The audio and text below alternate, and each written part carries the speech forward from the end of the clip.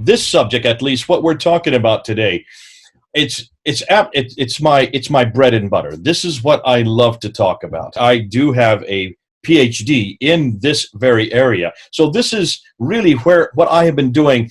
It's not 33 years, it's 38 years now that I've been working in apologetics and polemics. And I'll continue to do it till I die. I think because primarily this what we're finding is this is the area that the church is very weak in. We are not very good in apologetics and polemics. Now, let me define terms. Some of you may have not heard me speak before. So for those who are not aware, and for the recording, for people that are going to be hearing this later on, apologetics basically is defense. Polemics is offense. It's the two different sides of what we do when we do mission work with Muslims. Because we're always defending against the attacks against the Bible and against Jesus Christ. That's apologetics. And we've got lots of schools that teach you apologetics. I did my first master's in Christian apologetics. And that's why we're very good at that. I mean, there are many schools, I imagine they're in California as well, who teach Christian apologetics. What they don't teach is Islamic apologetics, and they don't teach Islamic polemics or Christian polemics to Islam, which is going on the offense. And as I said many times, you've heard me say it before, it's very similar to a football team. I'm not sure what the football team is there in California. I support the Eagles. We were good at one time a few years ago. We won the Super Bowl. But on a football team, you have really two teams, two completely different teams. The offense, the defense. And the defense has a different set of skills. They do different plays. They look different. They're bigger. They tend to be much more brawny. They have to make sure that the offense from the other team doesn't score against them. And that's apologetics in Christianity. That's what we do very well in Christianity. We're great at defense. And we have all kinds of defense on how to not only defend this book, but the person behind it, Jesus Christ. We're great at defending the book and the man, the book and the man, the book, the Bible, and the man, Jesus Christ. But you know that in football, you don't win games with defense. You can keep them from scoring, yes, but you've got to make the score. You've got to make the touchdown. And that's the offense. That's going the other direction. And in offense, especially in football, they tend to be the most important players. They certainly are the best played, and they're the best known. And that's what we're not good at in Christianity. We don't like offense. We don't like to go on the attack. That's a dirty word, especially in Islam. We don't like to go on offense in Islam. However, interestingly, I remember when I was in seminary, I had courses on polemics. Always I was taught how to confront the Jehovah's Witnesses. I was told how to confront the Mormons. I was told how to confront the atheists, the humanists. In fact, I had many courses on how to engage them with the cosmological argument, with the teleological argument. Every one of these different arguments, the moral argument, all of them are on the offense, to go on the offense and to confront who the atheists are, what they believed, and their presuppositions. So we're very good on polemics when it comes to atheism or humanism. We just don't like polemics with Islam. And to me, that's a dichotomy, and there seems to be a problem there. And it's a double standard. Why is it we train up our seminary students how to confront the Jehovah's Witnesses, how to confront the different cults, how to confront certainly the humanists and certainly the atheists, but not Muslims? When Islam, by its very nature, is polemical. Take a look at this book. This book is full of polemics. This is the Quran. This is their holy book. And it is just page after page after page of attack against the Christians, attack against the Jews, attacks against the pagans, the idolaters, anybody that stands against Allah and his prophet. Look and see what this book says. So Muslims grow up with polemics. But to begin with, we need to start and say, why today do we need polemics? And I'm starting with the premise that post 9/11, that means post 2001, the game has changed substantially with Islam. Prior to 9/11, most of you Christians, and many of you who are probably listening to me, did not know much about Islam. You probably never knew that there were that there were such things, or people who were known as radical Muslims. You always assumed that Islam is what you heard in your books. It's what you were taught in school. It's what the Muslim who's the neighbor down the road. or your greengrocer. So you've never really come across this radical form of Islam. Am I correct? Because that's what I'm hearing when I go around America. And it wasn't till 2001, till 9/11, that suddenly you woke up to an entirely different paradigm, an different model of Islam, a much more violent Islam, an Islam that wasn't over there anymore. It was very much here in America. And it really woke you up. I think every one of you know where you were when you heard about the Twin Towers being destroyed by these planes. The plane that went down there in Washington, and then the fourth one that went down in Pennsylvania, not too far from us. So this is where you woke up. And what I'm finding is when I go around and talk to Americans, though I sound American and I am an American, I've not lived here in America. I've spent almost all my years in India, where I was born. I grew up amongst Muslims. In fact, I was in northern India. That's where I grew up. And in northern India is where all the Muslims are. We have 200 million Muslims all in the northern part of India. So I had Indians who all my life, up until I was 17 years old, who I grew up with, who were my roommates, who were my classmates, who were my schoolmates, who were all Muslims. And I had to engage with them. And I think that's why God has prepared me for what I'm doing today. Because I grew up with Islam around me. I do not have a fear of Islam. I do not have a fear of Muslims. And I knew exactly who these men were, these 19 young men. I didn't know them personally, but as soon as I saw those two buildings go up in smoke, and actually I saw the second building, I saw the plane come right into it. I was at a McDonald's, and I looked up, and I saw the second plane coming in. They had it on the news already because the first building was already in smoke. And as soon as I saw that, I knew that had to be Islam. And I ran out of McDonald's, ran down to, at that time I was in Pennsylvania, I ran down to the headquarters for our mission, and I went running into the offices. I said, everybody turn on the TV. Muslims are attacking the United States. Now, this is before anybody said anything about Muslim. There was nothing in the news about Islam. No one had heard this side of it, but I knew exactly at that time this had to be Muslims because I have grown up with them. I knew what radical Islam is. I've had to engage. I've had to debate Muslims even when I was growing up in school. So in some ways, I've been breathed and I've been born and bred in Islam. Since 9/11, we have a real dilemma, however. How are we going to engage with this side of Islam? What are we going to do with these people here on the right? What are we going to do with these people who are confronting everything we know, everything we believe, everything that is foundational to how we live? Because that Islam, that radical Islam, is a part of Islam that we've not been taught about in our books. This is not something that we have had in our missiology. It's not something that we've engaged with in any of our Bible schools or our seminaries. So for us as missionaries, or for those of us who are working Islam, we've never dealt with this side of Islam. And if you can look at the statistics, this area of Islam is growing exponentially. Now, I know that your former President Obama used to say that this side of Islam, this radical form of Islam, only represented 1%, if even that much. It's a very minuscule number of Muslims. And if you're looking at those who are acting out and actually causing all this havoc, and they are causing havoc. Since 9/11, there have been atrocity after atrocity. There have been all kinds of cities, especially London, where I was for 25 years. In London, we got attacked all the time. And I think we had more attacks than any other European city. We had all kinds of bombings. We had knifings. They used cars. In France, they were using trucks. In Germany, they were using trucks to kill as many people as possible, and they're still doing it. Just last year, you can see what happened there, just a few yards away from London Bridge, the London Bridge Road.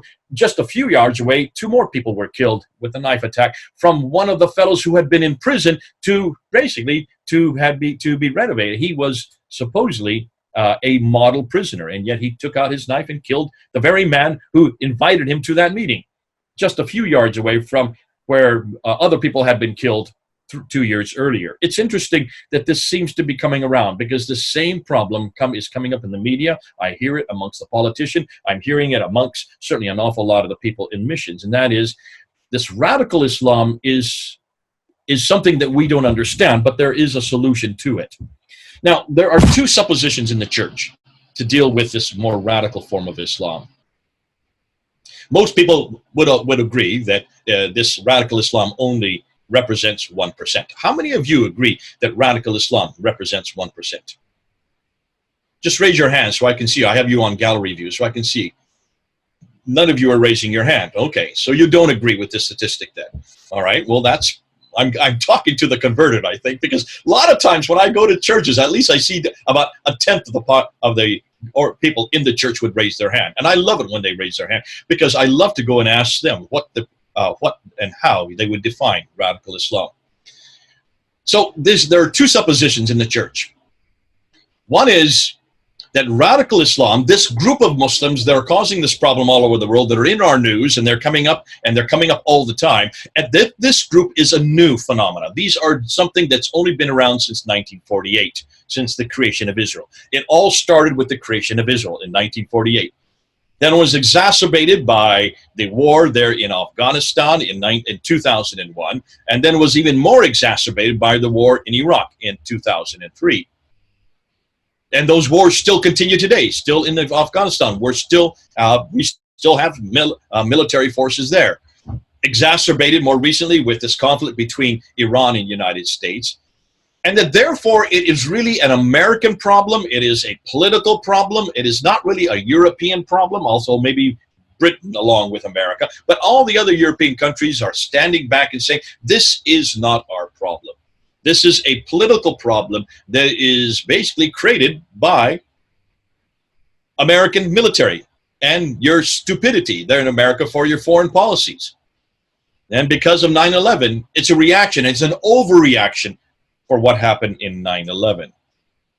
Now, Peter Riddell, who was my professor when I was, and he was my supervisor when I did my doctorate, says this: there's an international network of radical Muslims committed to terrorism that must be stopped. They pose a legitimate threat which cannot be ignored but confronted, and immediately. So if you believe that this is a new problem that has been around since the last 100 years only, around 1948, less than 100 years, that it only represents 1% of all Muslims, and that it's something that's over there and not here. Therefore, we're not going to meet it. You're not going to see it. When you go to your mosques, as you do with George, and you go and you speak to those people who are coming out of mosques, none of them will be radical. None of them will represent this form of Islam, and none of them, therefore, are your problem, because this is not a problem in America. It was for one day and only one day, and we leave it there. That's the one group. And I'm getting an awful lot of this in Europe. I'm hearing it, not so much in America. I'm hearing it much more in Europe, and I'm hearing in certainly on the media. I'm hearing it in politics.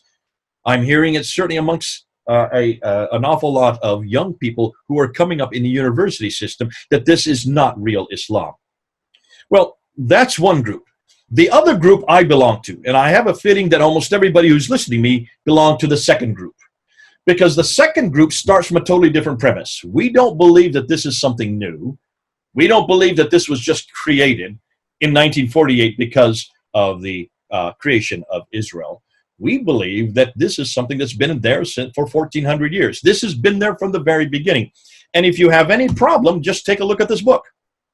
If this book is the book from the very beginning, now, be careful, I don't believe it is, but nonetheless, let's just take this hypothetically. If this is the book that has been there from the very beginning, and you open its pages, and especially when you open the first half of the book, this part here, the Medinan surahs, the first 20 chapters, when you read verse after verse after verse after verse, 150 verses in this book that are violent. Take a look and see the violent verses here. Slay the unbeliever wherever ye find them. Besiege them. Weigh in late for them with every kind of ambush. Chapter 9, verse 5. Make war on the people of the book. Chapter 9, verse 29. Slay the unbeliever until there is no more fitna, no more unbelief in the land. Chapter 8, verse 39. Cut off the heads of the unbeliever. Chapter 47, verse 4. And when you go on and on, verse after verse after verse after verse, that especially chapter 9, the last verse that was revealed to the prophet according to the tradition in 632. So it's the most important. If you look at the law of abrogation, it's the one that supersedes any other verse, any possible peaceful verse, any possible peaceful verse. Here's the question. If this book is so full of violence, and really it is a book of violence, I have never found one verse of peace yet in this book. that says you're to have peace with me? Show me, and possibly you can tell me. Listen, I've been working with Islam for almost 40 years, and I ask this question all the time. Can anybody, anywhere, can any Muslim show me one verse of peace that says you're to have peace with me, a Christian? And after 40 years, I have yet to find one verse of peace. Go ahead. Someone put that as a question. Where's the verse of peace? See if you can show. Give me any reference for peace in the Quran. And we'll bring it up in the question and answer period, and I will shut it down real quickly just by exegeting that verse. Nonetheless, let's continue on. So this was there at the very beginning. If the Quran is the very beginning, take a look at the Prophet's life. Look at Muhammad himself. If, though the biography is true, take a look and see what he did, especially after 624.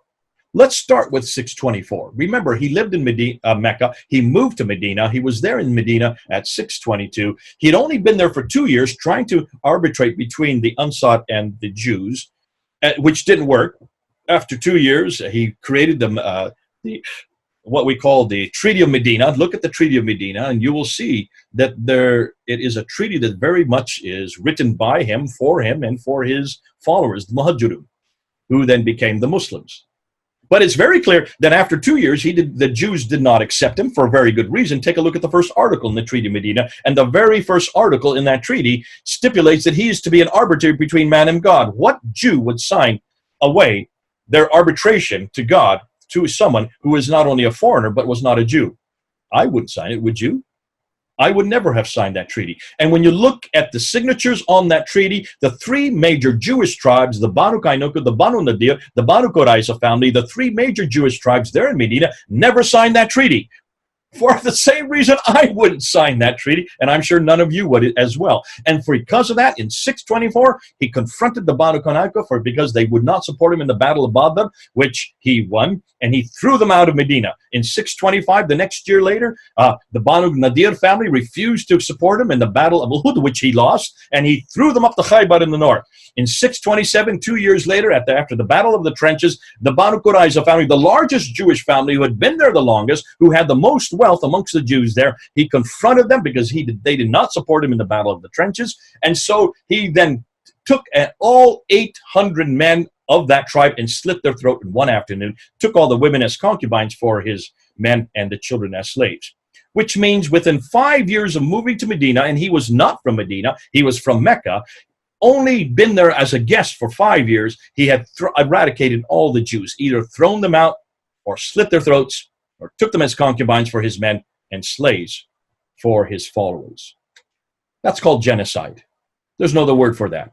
So if that's the model of their prophet, if that's the model that they are to follow, if that's the model for every Muslim everywhere at any time in any place, and that model is from 624, 625, and 627, then can you see why, if you're going to call these Muslims who are doing the very same thing today, and that includes Al-Qaeda and ISIS and Al-Shabaab and all these different groups that are popping up all over the place, if you look and see what they're doing exactly what that prophet did, and everything they do you can find in this book here, modeled by that man there. If that is the case, then I would suggest that Islam, radical Islam, is nothing more than orthodox Islam. Radical Islam is as orthodox as you can get. And the reason I say that, because I would define myself as an Orthodox Christian, and the only way I know how to define myself as an Orthodox Christian is to come back to this book, modeled by a much bigger man, another man named Jesus Christ. And the more I follow the Bible, the more I follow him, I would call myself a radical Christian, a Orthodox Christian. So let's define terms. If that is the case, then you need to go and ask, well, who is the one that really defined Islam that way? And the man's name is Ibn Taymiyyah, 1300s. So now we've jumped to the 1300s. We've jumped out of the 600s up to the 1300s. In 1300, a man named Ibn Taymiyyah stipulated, he was there in Arabia, and he stipulated that to be a good Muslim, you must read the Quran and you must model this book by the Prophet Muhammad himself. So read the book, follow the man, the book of the man, the book of the man. That's my phrase. That's not his. I just make that up because it's easier to remember. So you're to do, really, is to read the Quran. That's what a good Muslim, that's the definition of a Muslim right there. Now, that became the teaching for all of Islam. And he is the one that is quoted by more Muslims that I've come across than any other. Let's jump to the 1700s, because there in the 1700s, you had two men who were in Arabia. One was named Al-Wahhab, Muhammad ibn al-Wahhab, and the other one is Muhammad al-Saifullah. Al-Wahhab was from Arabia. He was there in Medina in the 1700s. Wahihullah was from India. He had come to study in Medina. They were both in Medina around the same time, and they were all studying Ibn Taymiyyah. And so they were all coming back to the same paradigm. You go to the book, follow the man. Go to the book, follow the man. There they were in Medina. So Wahihullah went back to India and had his schools there in Bihar, in the eastern part of India, and he had his talibes who then studied under him.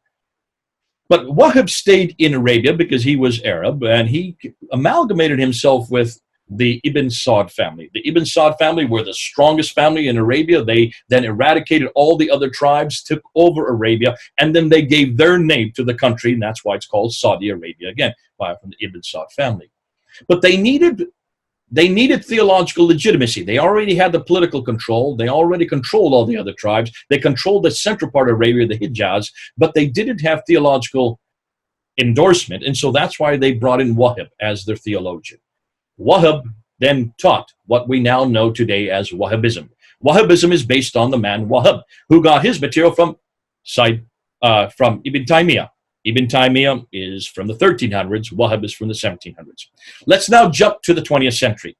In the 20th century then, let's stay with India, because India is where the disciples of Wahihullah, who had moved back to Bihar, they were now forming all these groups. The British came in, they were the ones that colonized India. And they kept on coming across these very radical Muslims that were coming with this material that had come from Ibn Taymiyyah. So he was being read all over northern India.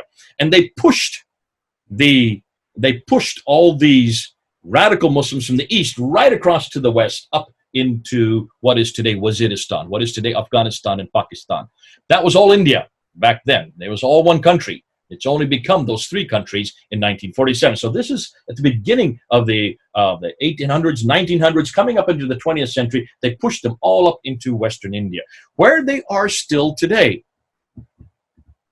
Now, let's talk about the 20th century. In the 20th century, there are two names I'm going to introduce. One is named al-Maududi, Ibn al-Maududi. Maududi was from India. Maududi is from northern India. He was very close to he lived very close to where I grew up. In fact, when I would go to see my parents, I'd come out of school up in the mountains, I'd come right down to the plains, and we'd go right through Deoband. Deoband was the city he was teaching at, and we would stop there to have tea, and I could see the madrasas on either side of the railway tracks. I was young. I didn't know what these were about. I had no idea of the history behind them. I didn't know at that time who this fellow Maududi was. He was no longer living at that time, because in 1947, when India got its independence, they partitioned Pakistan, India, and East Pakistan. West Pakistan, India, and East Pakistan. And these two Pakistans became Muslim states. And Maududi quickly fled to West Pakistan. He went over there to that Islamic state. And he started the Jamaat-e-Islami, the Jamaat-e-Islami party, which then grew and grew and grew and grew and grew.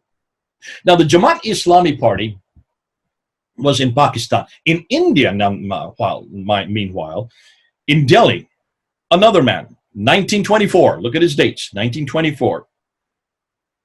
And he's there. I've got him listed here. We're now on page 3. His name was Muhammad Ilyas. Muhammad Ilyas, 1926. I'm sorry, I got the wrong date, 1926. Muhammad Ilyas started the group called the Tablighi Jamaat. The Tablighi Jamaat have been in the news in the last week. Maybe some of you know what they've been doing. These huge meetings they've had in Malaysia, huge meetings they've had in India, 25,000 in just the last week. In the middle of COVID-19, they've had 25,000, and they're infecting thousands upon thousands all over India because of these meetings. Well, this is the man that started that group. He started in 1926. Muhammad Ilyas, Tablighi Jamaat. What did they do? They basically wanted Muslims to reform and go back to the teachings of our good old friend that we've been, Ibn Taymiyyah. Remember Ibn Taymiyyah, 1300s? To be a good Muslim, you must read the book and follow the man. Go back to the book, go back to the man. Go back to the Quran, go back to Muhammad. So this is in 1926, not 1948, not 2001, not 2003. This is 1926. Now, this group has grown and grown and grown and grown. So that today they are in 120 countries and they have a membership of 80 million. 80 million. That's a huge number. That is bigger than the entire population of Britain, just to give you an idea. See what we're talking about. How many have heard of the Tablighi Jamaat before? Any of you? Okay, you have, George. See, I've had to work with the Tablighi Jamaat. I have been surrounded by the Tablighi Jamaat my whole life. In fact, in Britain, where I've been for 25 years, almost all of those that I engage the ones that are come and debate me, are all the Tablighi Jamaat. I remember back in the early 2000s. I remember when I was there on the ladder. I'm sorry, no, the 1900s. I started going to Speaker's Corner in 1992, and I would get up on the ladder in 1994. I was the only one on the ladder who was confronting Islam. Back in 1995, 96, 97, 98, 99, for 5 years, I was all by myself with hundreds of Muslims around my ladder, nobody else to help me. And they would send these busloads, these Tablighi Jamaat busloads of young talibans. Talibans mean students. And they would come out of their buses and they would come to my ladder. They would wait till I get off. They had these white robes on, little topis on their hats, on their heads, and they have a few strands as they were trying to grow a beard and a mustache. And they would come up to me and their hands would be shaking and they would ask me a question and they would want to see, and they would be filmed by their teachers, their who would then film them as I would answer each one of their questions. And this would go on for maybe about an hour after I got off the ladder. And after that, after each time I answered their question, they'd come and stand next to me to get the picture taken with me. And then they would all file off and go on into the coach and then go back up to the north where their seminary was. And I would look at these young men, all of them Talibans, all of them from the Tablighi Jamaat. And I'd look at them and I'd say, where are we doing something like that? Where are we as Christians? This is in Britain. This is not in Bangladesh. This is not in India. This is not in Pakistan, where they're all from. This is in Britain, in London. Here they would, and 6 months later, another busload would come down. And then we repeat the same thing with a whole new set of questions. And I looked at these young men and said, look how they're being trained. They have an energy. They have a passion that I've never seen in Christianity. We don't do that in seminaries. We don't send young talibans, young students, to go and take on the best and the brightest that Islam has. We're too fearful because we do not want to confront. So I was working with this in the 1990s when this was going on. That's Muhammad Ilyas. Now, before I move on from India, I want to remind you about Maududi. Because remember Maududi, I said in 1947, he moved over to Pakistan. He moved over to West Pakistan. He started the Jamaat-e-Islami. The Jamaat-e-Islami was this group that took over all these madrasas that were up in Waziristan in northern India that had been started by Wahihullah way back in the 1700s. They were doing it in the 20th century, in the 1900s.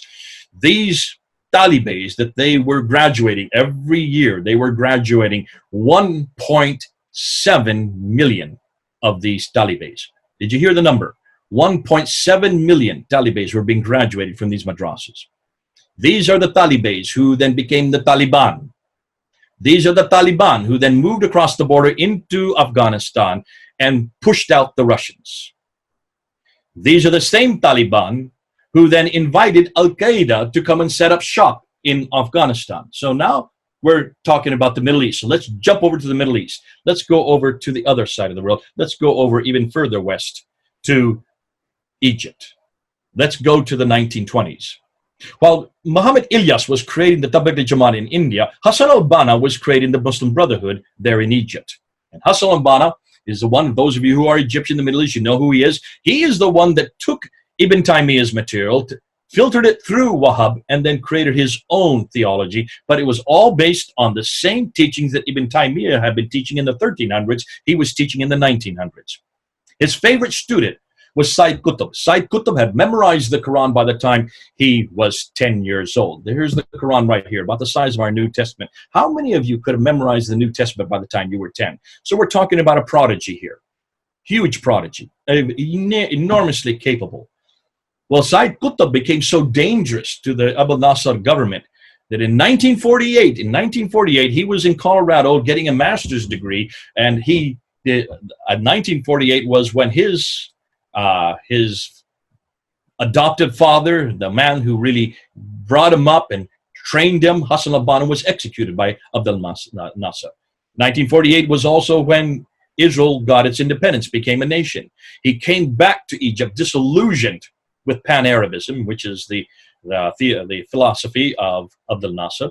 And so he decided to become the theologian for the Muslim Brotherhood. He was imprisoned in 1956 by Gamal Nasser, and between 1956 to 1966, that 10-year period, while he was in prison, he wrote two books. One was called In the Shade of the Quran, and the other was called Milestone.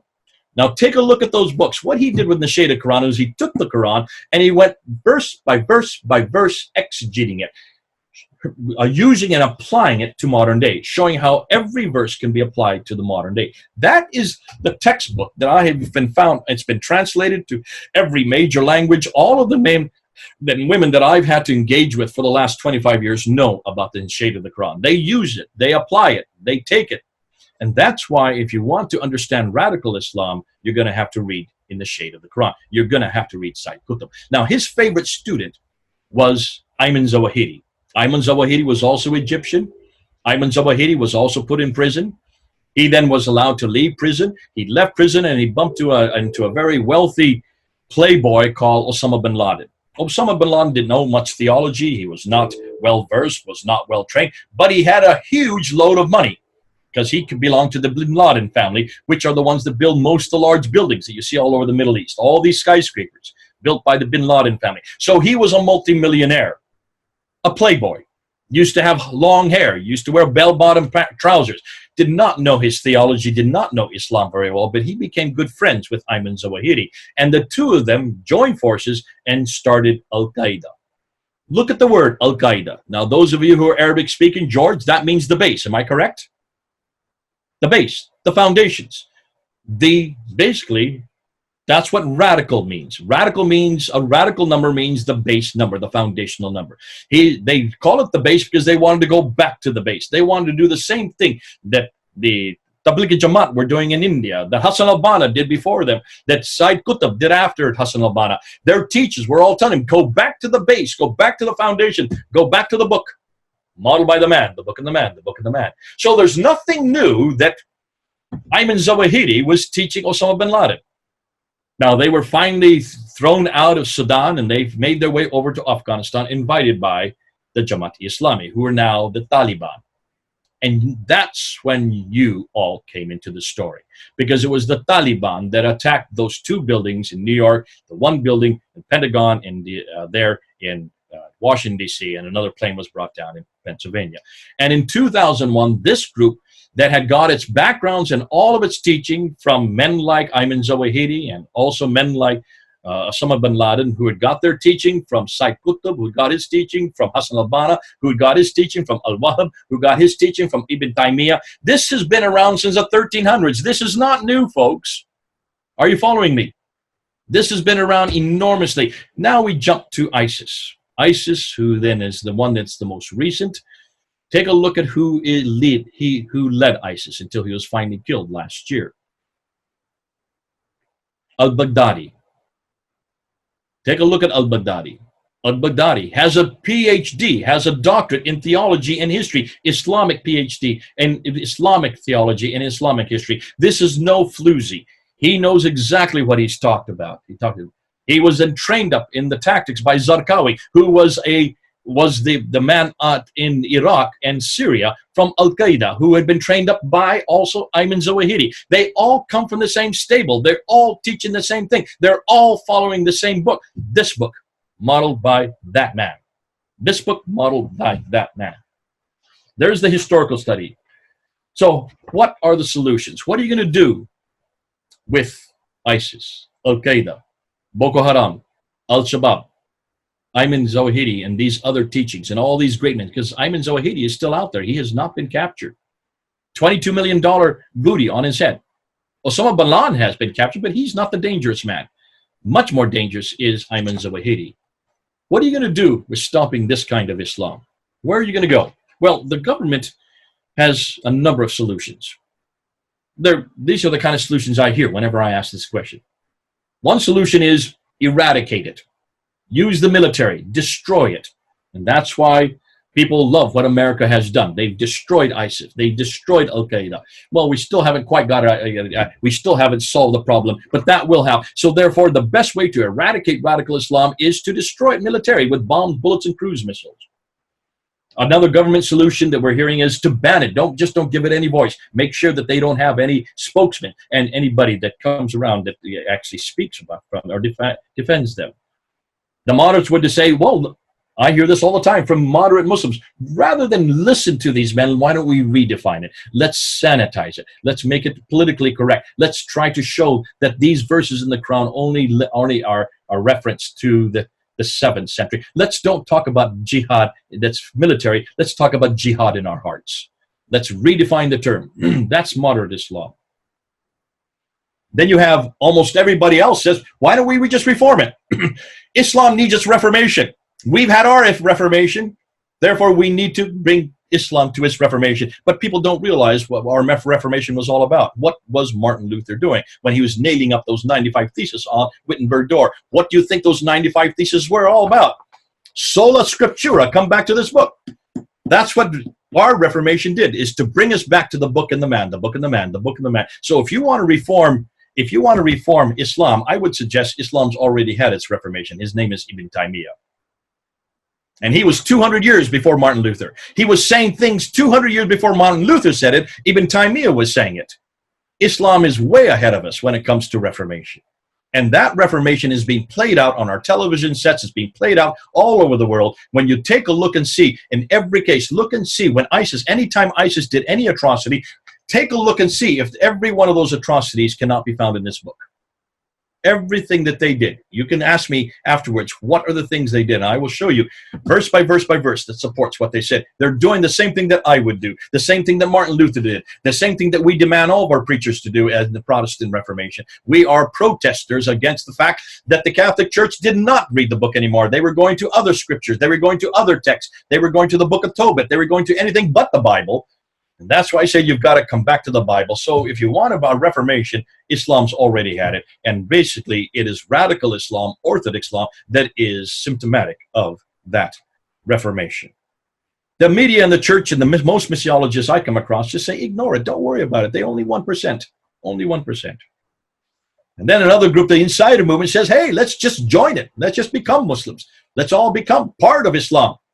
There's nothing wrong with Islam at its real core. It has the same prophetic line. It has the same scripture. We share the same God.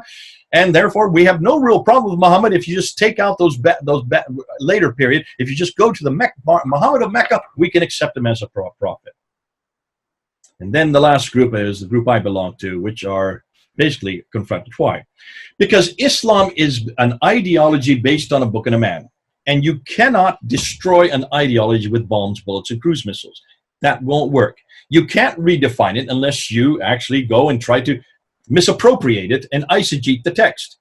But too many Muslims know the text by heart. You can't therefore sit and hope that here in the West, we can take this book and try to reform it, try to sanitize it, try to make it politically correct by changing the verses and talking about jihad of the heart rather than jihad on the battlefield.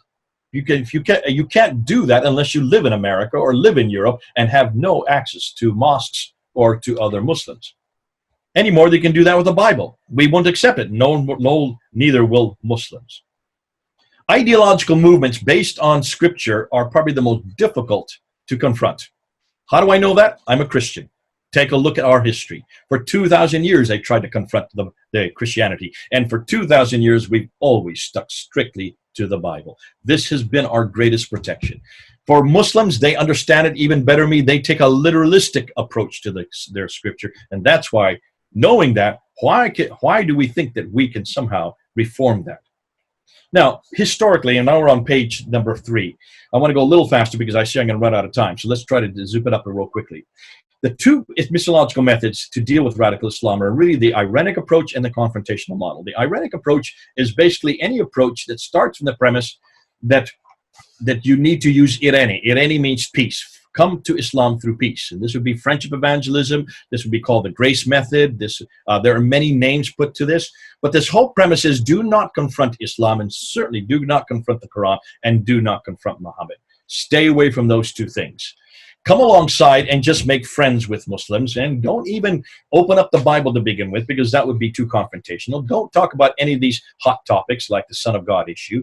Don't talk about whether or not we share the same God. In fact, why don't you just start with the premise that we do share the same God? So it starts to, it's a whole premise of saying, try to make relationships with Muslim, and through those relationships, at some point, introduce the gospel.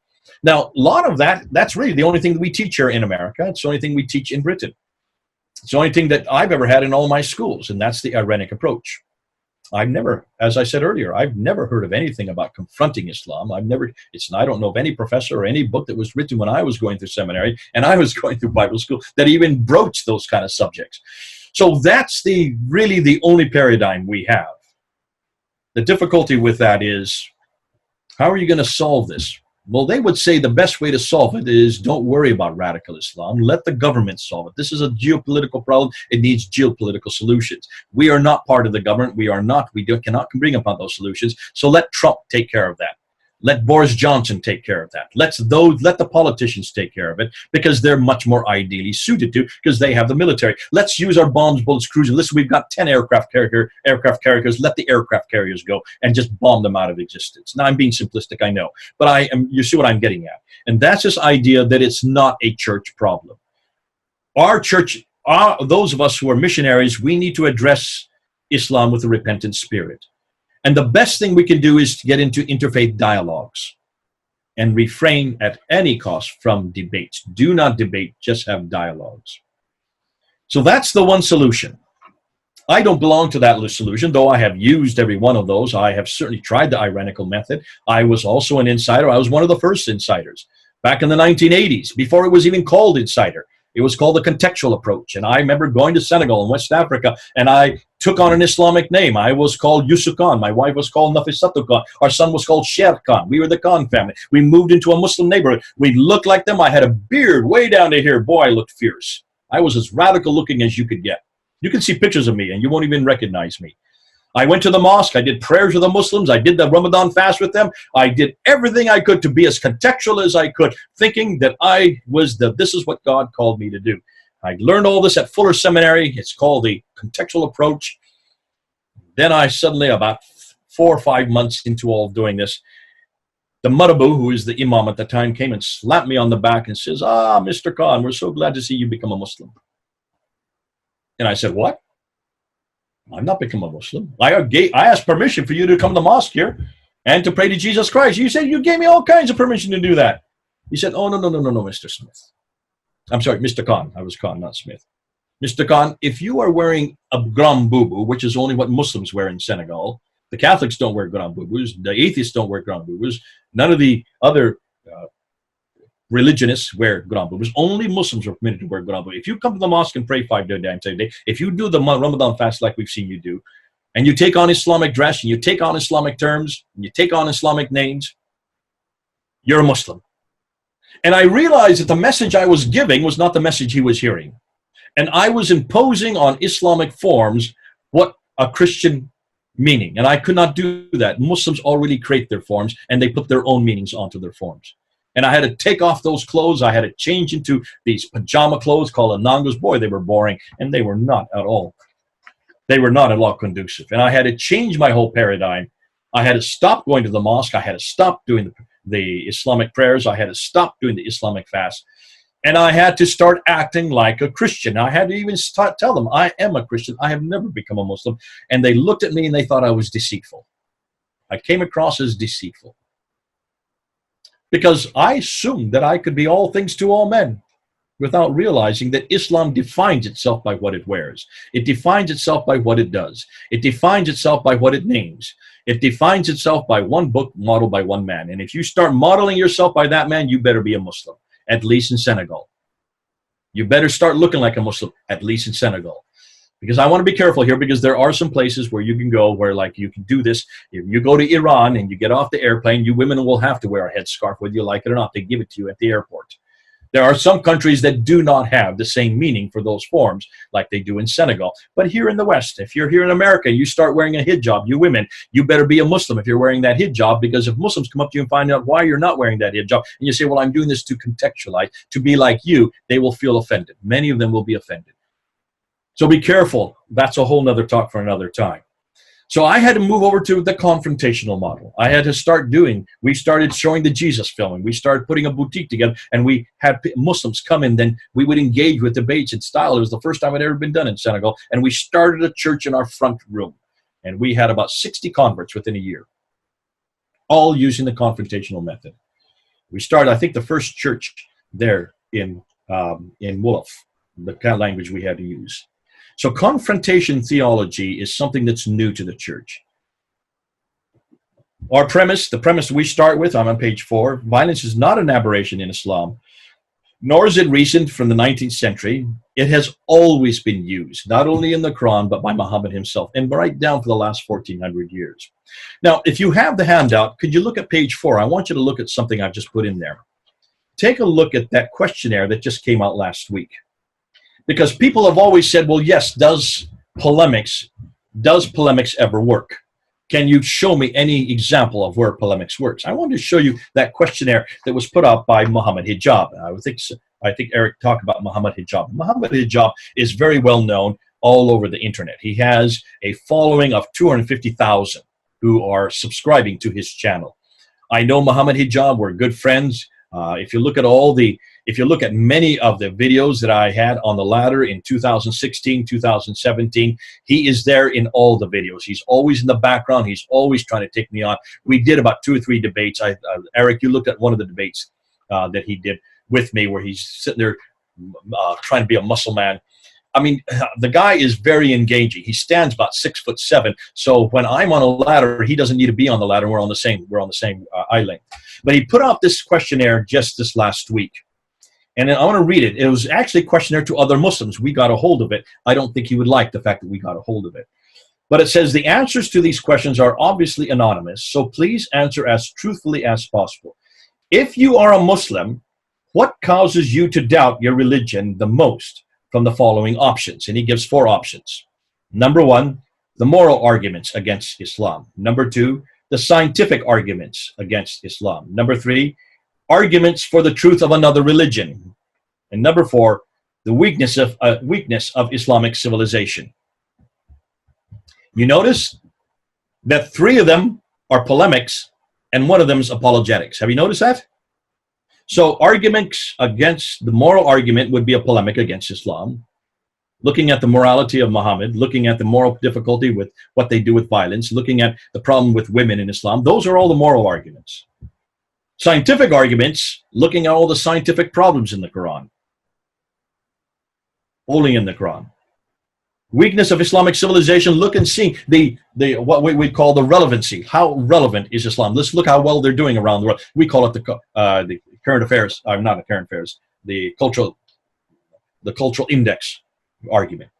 These are all the arguments we've been using for years. These are the arguments that I have been using. Now take a look at those who responded. The moral argument, 49% of those said this is the one that caused them the biggest doubt. The weakness of Islamic civilization, 24% said that this caused them to have doubt in the religion. Scientific arguments against the Quran, 20%. You add that up, 49 plus 24 plus 20, you get 93%, which means arguments for the truth of another religion only made up 7%. Coming to Muslims with love and ironics and trying to win them into the kingdom through friendship is what I would call that 7%. Only 7% were even interested in another religion. Yet 93% of those who responded, this just happened last week, 1,600 responded. We're not supposed to know this. 93% of those who responded were bothered by polemics. Now, I would have liked to add another polemical question. I would love to Muhammad Hijab to ask, what about the historical material? The historical material is where we're getting more converts who are coming from Islam on that material more than any other. Can you see the problem When you go and you see what Muslims are saying, when you go into their communities, they are absolutely scared of these arguments. The scientific argument, the civilizational argument, the cultural affairs mandate, the problem with morality, and problem with the history of Islam. But here's the problem. Where is there any school that teaches those three? Where is there any school in Christianity, anywhere in America, that teaches the scientific arguments against the Quran? Show me one school that teaches the moral arguments against Islam. Show me one school that teaches the civilizational problems with Islam. Show me one school that teaches the historical arguments. The only school I know of is George Segg's material. He's the only one that's willing to do it in California. And that's why I work with George Segg, because the M2M is the only group that's willing to go on the offense. It is the only group I'm aware of in the West Coast that's actually going on the offense. And yet, if you can see by this questionnaire, this is causing more doubt to more Muslims than any other, and that's just a week old. We don't have any confrontational theology. There is no book written about polemics. I'm going to be the first one to do so. I'm now writing about 3 books on it right now. The problem is we just don't have any school, we have no models, and therefore we don't have people to actually train people up to do it. So the question comes up, should we use apologetics and polemics? I think absolutely, to challenge the foundation, because these are foundational questions to Islam, to redefine love into what I call tough love. Apologetics is something that everybody can do. There's no reason in the world that anybody, any Christian who is watching me now or on any church can use apologetics, because all you need for apologetic is one book and one man. Here's the book, the man's Jesus Christ. You just need to defend this book, and you need to defend Jesus. We're all trained to do that. Therefore, everybody can be involved in apologetics. Polemics, however, be careful. If you're going to do polemics, you better be trained up in it. Because in order to do polemics, you better know this book pretty well. And in order to do polemics, you better know Muhammad pretty well. The book and the man, the book and the man. Because you'll be taken down very quickly if you don't even know either or. Now, is this biblical? I would suggest absolutely. Look at Jesus' example on page 5 and page 6. He used friendly dialogue with Nicodemus in John 3. He used the moderate approach with the rich young ruler in Matthew 19, with the Pharisees and the Herodians in Mark 12, disputing with the Pharisee host at the dinner party in Luke 7. But he also used polemics. Take a look and see what he did with the money changers there in Matthew 21 and Luke 19, overturning the tables, and just with the authority of his word, driving out the money changers. Take a look what he does in Matthew 23. The entire chapter is polemic. You hypocrites, you den of vipers, you white sepulchres, over and over and over again. There is polemics by Jesus Christ. But he is probably not the best model for polemics. I would suggest Paul is a better model. Everywhere you go with Paul, look at Acts. Just look at the book of Acts. Look and see what he did in Berea. Look and see what he did in Cappadocia. Look what he said there in Ephesus. In every city he went right into the synagogue, went right up to the Pharisee, the person that was the rabbi who was leading the prayers, and he confronted them with what they had done to the Messiah. He got thrown into prison. He got beat up. He got whipped twice. He almost got stoned to death. He caused a riot in Ephesus, and they finally killed him in Rome. That's my Paul. And you don't get stoned, and you don't get whipped, and you don't get beat up, and you don't get killed unless you're using polemics. Are you following me? Every one of the disciples used polemics. Every one of them. That's why every one of the disciples was killed except for John. Everyone was killed except for John. There are some examples there of Stephen and Philip where they did it. And then the question comes up, well, can we do this with co-religionists? Should we be actually using polemics against Muslims, since they're co-religious? And I would say, first of all, define what you mean by co-religious. I do not consider Islam my religion. I do not consider Allah my God. And I do not consider Muhammad in the prophetic line. Nor do I consider this Quran as my revelation. So I would define, rather to understand what you mean by co-religious. But it's certainly, if you look at the example of Jesus, he did confront the Samaritan woman there in John. He confronted the Gentiles. Paul confronted the Gentiles. Philip confronted the Ethiopian in Acts 8. So there are examples of co-religionists in the case of the New Testament where polemics was used. But if you want to look at the history of it, just take a look at all the great debates that have happened from the 8th, 9th, 10th, and 11th century. Notice none of these debates happened in the 7th century. They all begin in the 8th century with John of Damascus, with Al-Kindi in the 9th century, with Raymond Lull in the 13th century, with Carl Fander in the 19th century, and with Samuel Raymer in the 20th century. Huge amounts of the polemics. And yet what's fascinating to me is when you look at polemics, you can see that today people don't want to use that example anymore. Since the 19th century, polemics has been put on the back foot. It's just not taught anywhere, and there are no books to support us. So what kind of polemics can we use? Well, I think what you need to do is turn the page and let's go to the last page. These are the 7 areas in number 14, 7 areas of apologetic polemics where I think we can win every one. The Bible versus the Quran. The Bible destroys the Quran if you do like with like. When you do like with the Bible and the Quran, we win every debate. Women in the Bible versus women in the Quran, we win everyone on that one. Just looking at chapter 4, verse 3, chapter 4, verse 11 of the Quran, chapter 4, verse 24 of the Quran, chapter 4, verse 34 of the Quran, chapter 2, verse 282, chapter 2, verse 233, and chapter 2, verse 230. Take a look and see. If you look at those verses and compare with anything we have in the Bible, there's nowhere that I have seen a Muslim defend those 7 verses. Nowhere. When it comes to the kingdom of God versus the Khilafah, take a look at the kingdom of God versus the Khilafah. My very first debate was on this subject. My very first debate in 1999 with Sheikh Omar Bakri Muhammad in front of 3,000 radical Muslims. I could get Christians to come to the debate. It was all on the kingdom of God versus the Khilafah, and it was one of the easiest debates I've ever done. Still today, I love that debate because the kingdom of God destroys the Khilafah. When you look at relevancy, when you look at the idea of what it means and where it comes from and what the Khilafah has done from the 7th century, 8th, 9th, 10th, all the way up into the Ottoman until 1924, if you look at every one of the major Khilafahs, it is not a Khilafah I want to live under. It wants nothing that I want to have to do, and it's not something I want to bring to the United States. Yahweh versus Allah. Take a look at Yahweh versus Allah. Ooh, I love that one. Yahweh wins every time.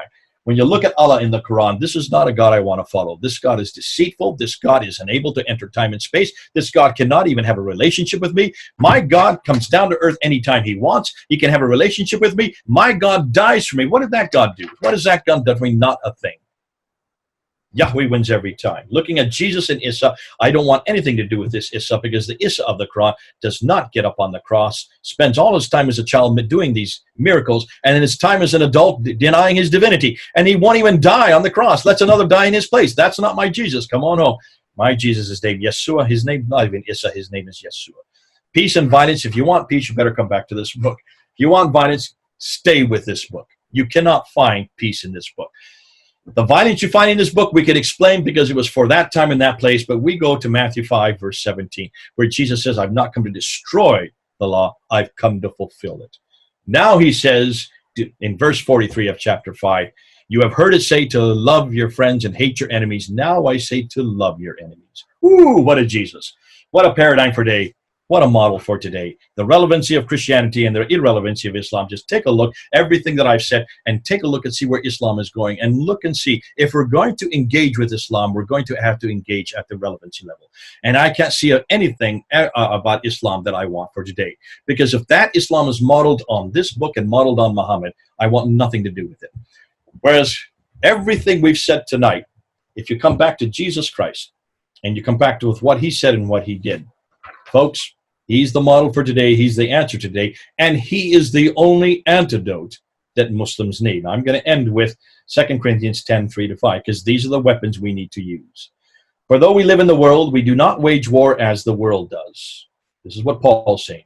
The weapons we fight with are not the weapons of the world. See, the world fights with bombs, bullets, and cruise missiles. We don't fight with those weapons. No, on the contrary. They are divine power to demolish struggles. We use divine powers to demolish strongholds. So what strongholds is he talking about? Read verse 5. We demolish arguments.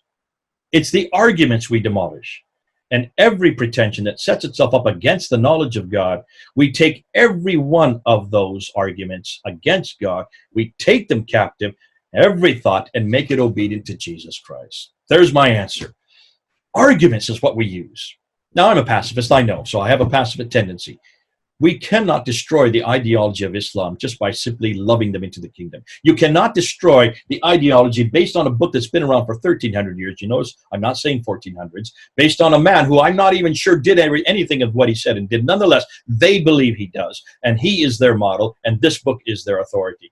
And if you want to confront this book, you cannot do so just by tearing its pages or burning it. That doesn't work. You've got to affront the theology. You've got to confront the ideology. You've got to use argument after argument after argument and destroy every page of this book and bring them back to this book. The bigger, the better book. It's always bigger for a reason. I keep it that bigger because I want you to see which is the only answer to this book. Now, that's going to take both apologetics and polemics. I make no apology for that. We've got to learn our material. We've got to be engaged. We've got to make sure that we're there at the forefront. And we've got to take down Islam. Now, I'm sure I've probably stepped on some toes tonight. So let's go ahead and open up the questions since I've got them right here. A fatwa or an Islamic source text. They say Mary is covered with a veil, and the Bible says women should cover their heads. How can I answer that? Yeah, very simply, I think you need to look and you need to ask what was happening in the first century. And you need to ask also what was happening in Surah 33. Ayah 59, because it's Surah 33, Ayah 59 that has the covering in the Quran. But look at that covering. That covering is not just a veil. That covering is everything except for the eyes. So the whole body has to be covered. And it's very clear in the Arabic. It's also very clear in the translation. That's an entire covering. What Mary was doing was really more of a tradition. But remember, Paul says very clearly that that women have to be covered. What's fascinating to me, because he also says that women must not cut their hair. Yet many of you I see have cut your hair. So why is it we obey one thing of Paul, but we don't obey the other? Unless we understand what Paul was saying in the context of that day. And proper exegesis of any verse, of any reference that we have in the Bible, and also the Quran, must always go back to what the author intended. And so when you go back to see what Paul was intending, he was showing that this was a covering that was there as their prayer covering. So for that reason, women in the first century used that as their prayer covering. For the same folks saying today, in my church, I'm from a Mennonite tradition, and so I come from a brethren in Christ. Many of the women in my church do wear hair coverings.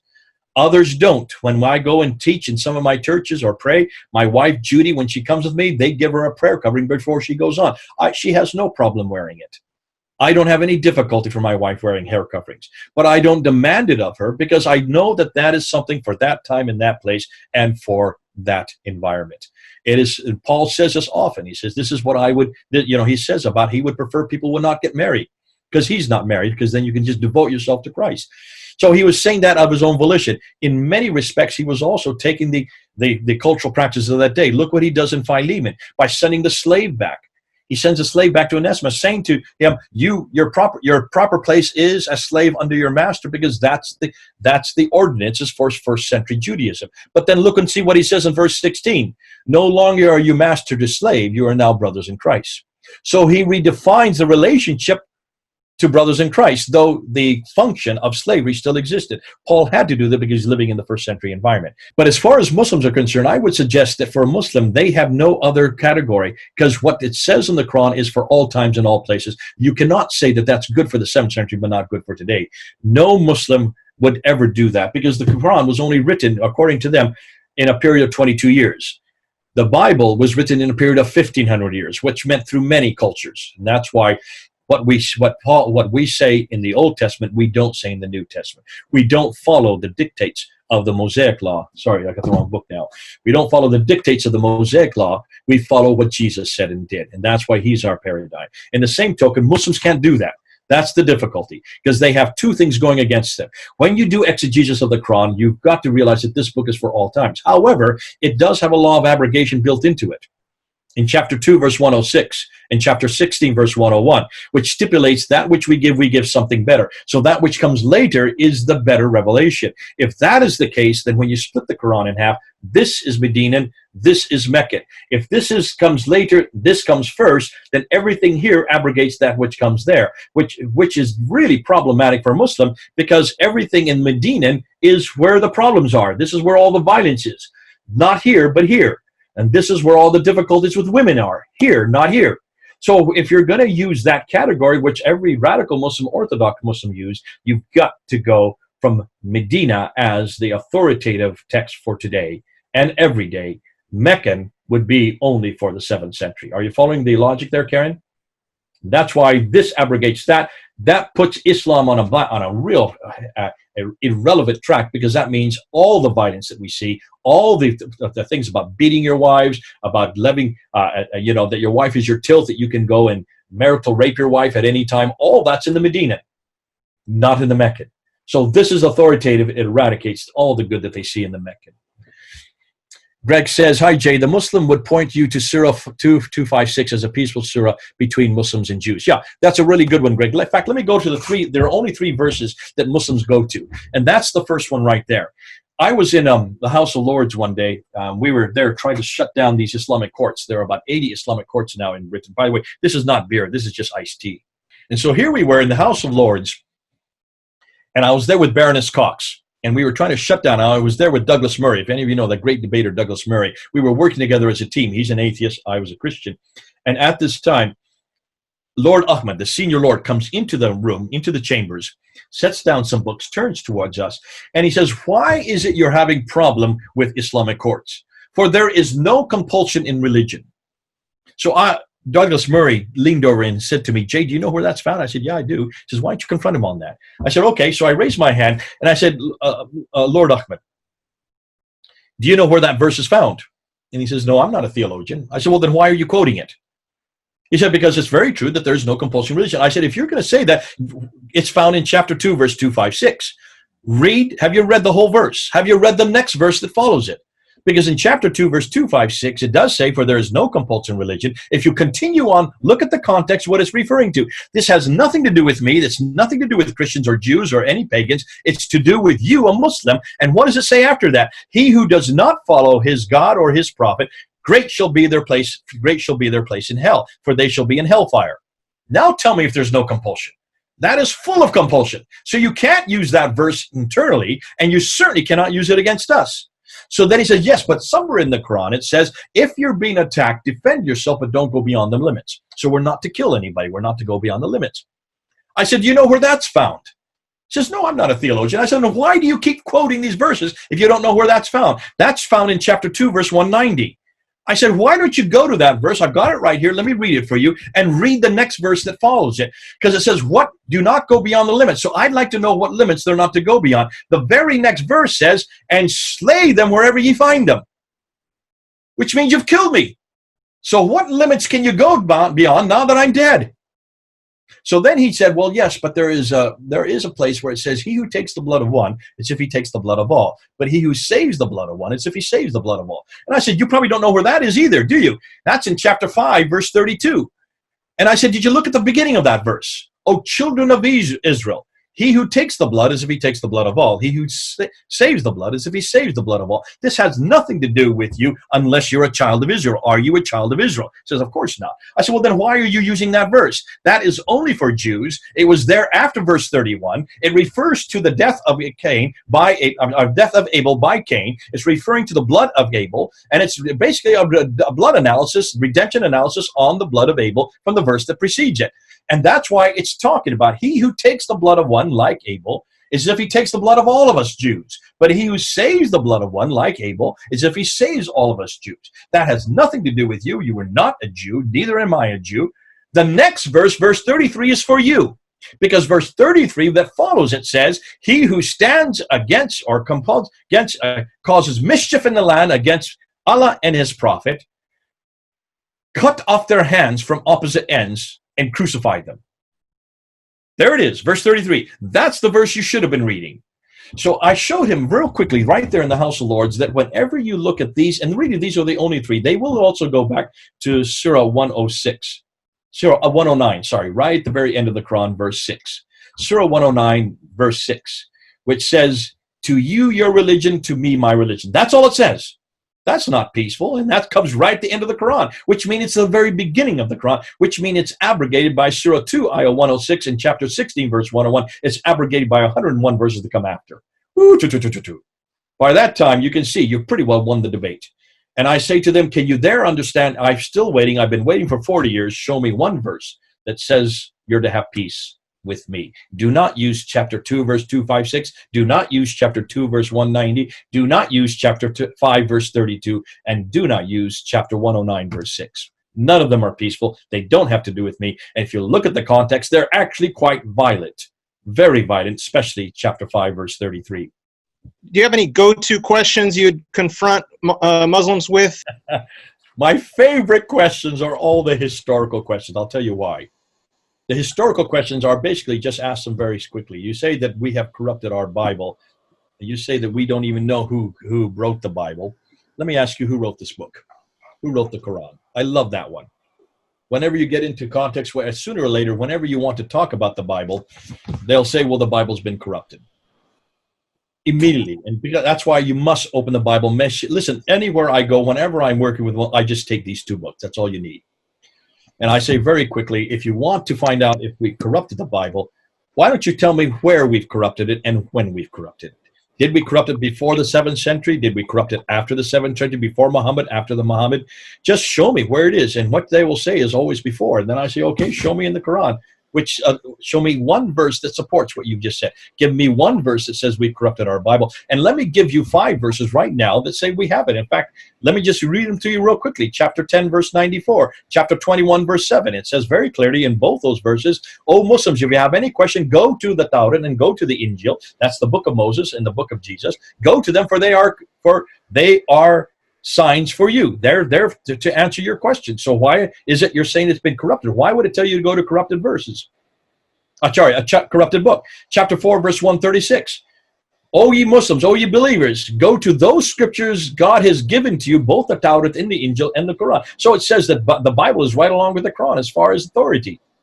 In chapter 5, verse 46 and 47, it says, and verse 68, especially verse 68 in chapter 5. O Christians and Jews, go to those scriptures God has given to you, for they are your standard that we're to measure by. There it is, right in the Bible. It's telling us to go to our own Bible. Why in the world will it tell us to go back to the Bible if the Bible is corrupted? So do that. But what I like to do is when they come up with corruption, I say, well, what about this book? You claim that this book has always been. You claim that this book has been around since the time of Uthman in 652. And you claim that every word, every surah, every ayah, every sentence, even every dot that's in the Arabic here is exactly like those that exist on the eternal tablets that's found in chapter 85, verse 22.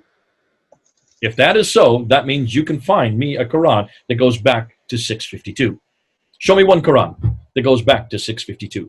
That is 114 surahs. You can't even find one from the 7th century.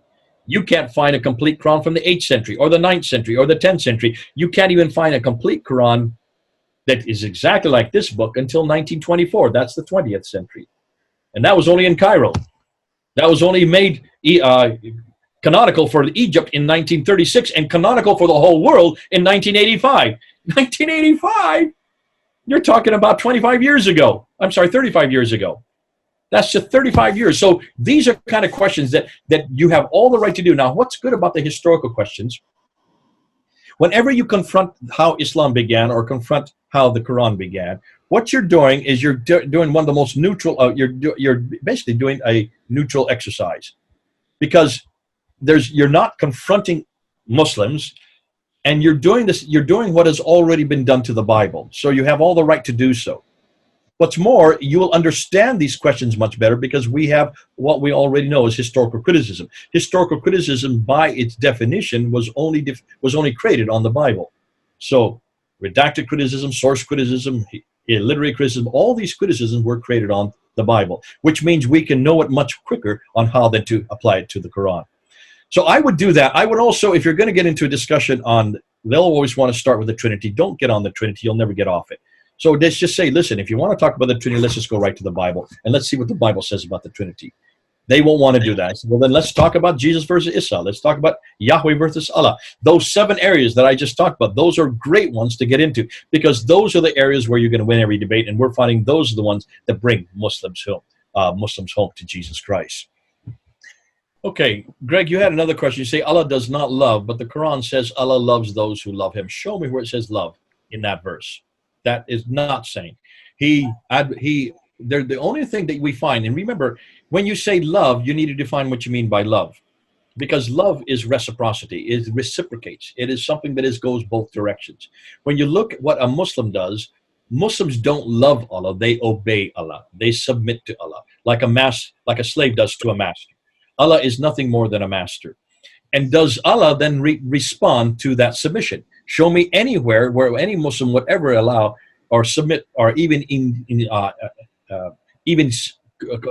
allow you to say in public that Allah submits to your prayers. No, Allah doesn't, because that would then show that Allah is under our behest, that Allah is dependent on us. So therefore, this idea of love needs to be defined first of all, and then the reference needs to be shown where that word is love. It's not love, it's submission, it's obedience. So when a Muslim does his 5 prayers a day, that's for obedience. And the reason it's for obedience is to build up their barakah. The barakah means the blessings that are recorded by the angels sitting on their right shoulder. And they get barakah, barakah, barakah, barakah, barakah, barakah every time they pray. They get barakah, barakah, barakah every time they do the fast. So it's nothing more than submitting, obeying. That is not love. That is not love as we define it. And in fact, if when a Muslim brings that up there, I would suggest you show what real love is. And just show the example of love. What's the best, highest example of love? And that is what you do for someone, even though it's a sacrificial love, which you do for someone. Giving your life for someone is the highest form of love. So where did Allah ever give his life for us? But our God did. So you can use that as a segue right into real definition of love, but also showing what kind, who has done that. The only one that's ever done that has been Jesus Christ. What kind of, polemics is being developed through your ministry? And polemics is what you're asking. Polemics is something that people like David Wood is doing, I'm doing, Sam Shamoun is doing, Hatun Tash is doing, Al-Fadi. Those of us who are doing the polemics, the only place that you're going to find polemics is on YouTube. And we are all putting up polemics up there. Now, David Woods is the most popular. He's by far way ahead of everybody else when it comes to YouTube polemics. And he has an enormous amount of subscribers. The other, Sam Shamoun is probably the most clever, but he doesn't have very many subscribers because all of his videos are 2 to 3 hours long, and not many people can sit through that kind of training. And what's more, he pretty much takes you on all kinds of tangents, and he doesn't really keep it to any one theme. So it's difficult to train in that kind of context, and that's why he doesn't have very many subscribers. Hatun Tosh in DCCI, that's her. David Wood is Apologetic 17. Sam Shamoun is called Shamounian on YouTube. Hatun Tosh I think is one of the best out there in apologetics, and I think you're going to have her for the Tower Conference in September as well. Am I correct? Yes. She's coming as well, providing, of course, she can fly. Yeah. But we can always use her in YouTube. Hatun Tosh is the lady that I trained up. I had her for 3 years, and she is just absolutely amazing. If you go up on DCCI, Defending Christ, Confronting Islam, that's her YouTube site. She puts up, if she's given the chance, she'll put up 5 or 6 videos a day. But because she's under lockdown now, she only puts up 1 video a day, and these are all live streams. Amazing woman. I've never seen a woman who comes up with as much of that. My website is the oldest one out there. Not my website. My YouTube site is the oldest one out there. I'm the only one that's been going since 2006.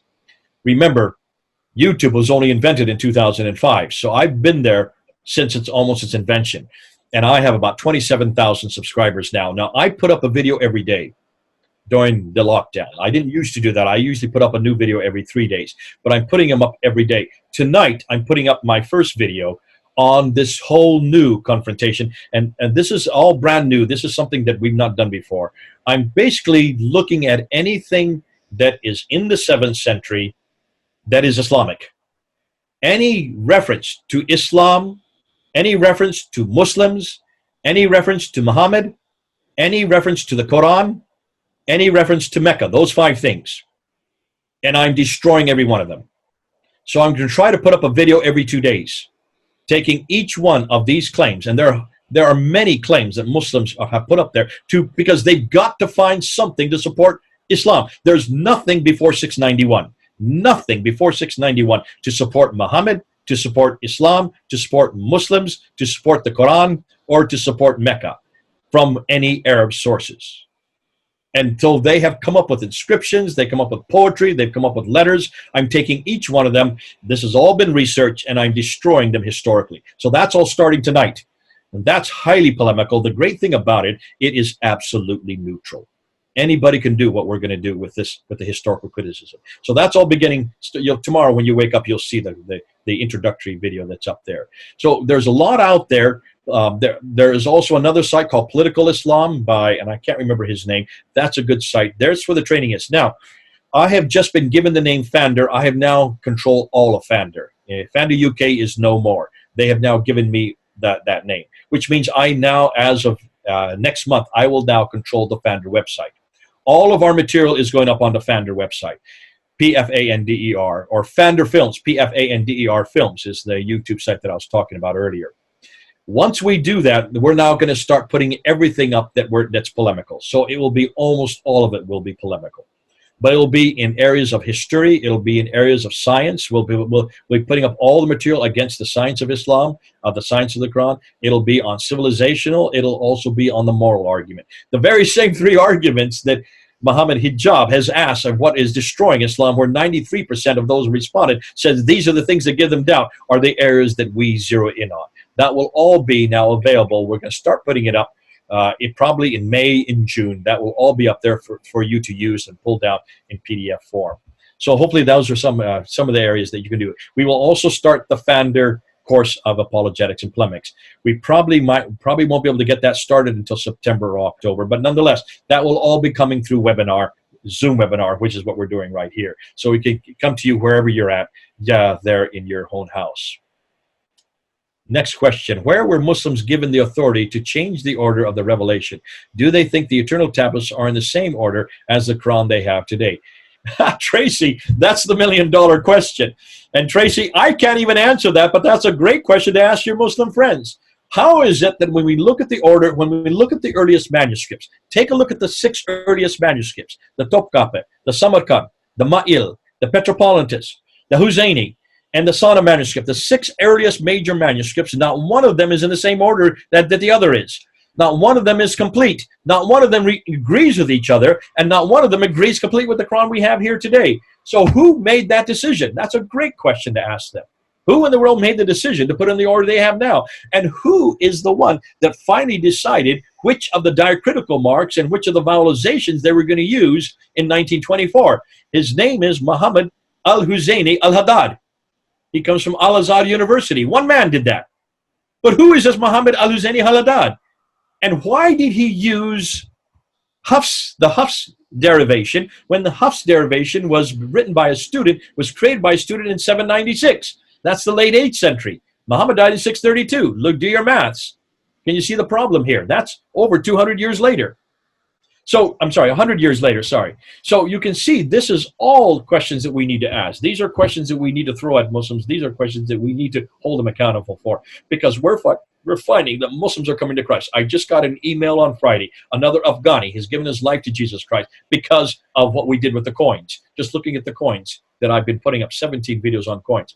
He had no idea that we can, when you look at the sequence of the coins from the 7th century, you can see that there's none of the coins are Islamic. None of them have to do with anything Islamic until Abdul Malik introduces his coin in 692.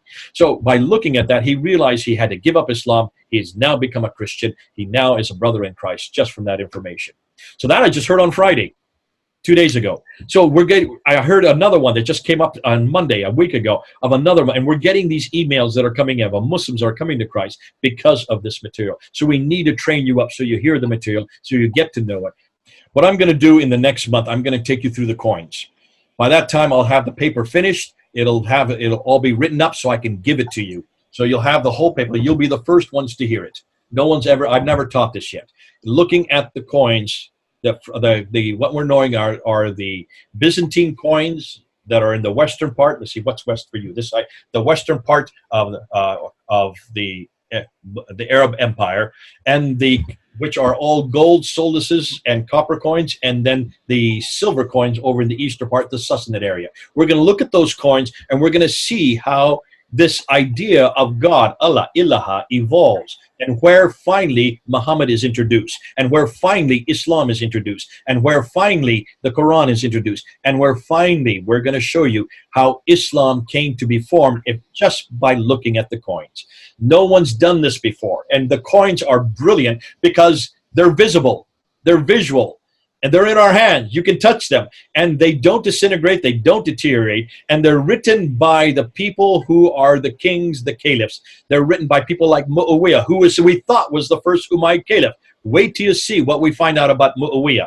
Wait till you see what we find out for 30 years of his reigning from 661 to 680. And we're going to show you when Islam was first finally introduced on the coins. Then we're going to go into all this material that I'm starting to put up right now, which is going to be tonight.